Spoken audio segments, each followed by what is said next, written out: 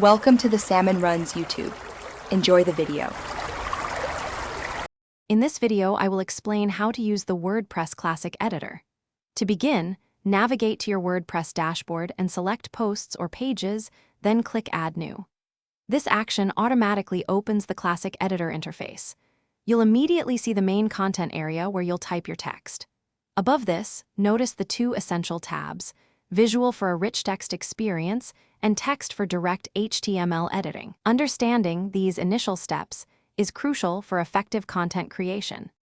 Once you're in the Classic Editor, you'll find a robust toolbar, much like a word processor. Use it to easily format your text, make words bold, italicize phrases, or create bulleted and numbered lists with just one click. It's also where you'll set your heading levels, from heading 1 for main titles down to heading 6 for subsections, which is vital for readability and search engine optimization. Don't forget to use the link icon to connect to other pages or external resources. Adding visual elements is straightforward. To insert an image, simply click the Add Media button located above the toolbar. This opens your media library, allowing you to upload new files or select existing ones. You can also embed videos from platforms like YouTube or Vimeo by pasting their URLs directly into the editor.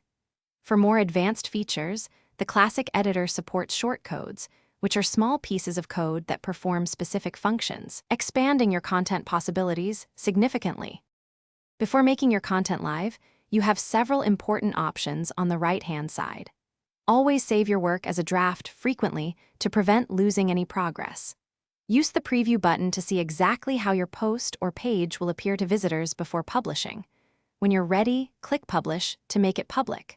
You can also schedule your content to go live at a specific date and time, giving you complete control over your publication flow.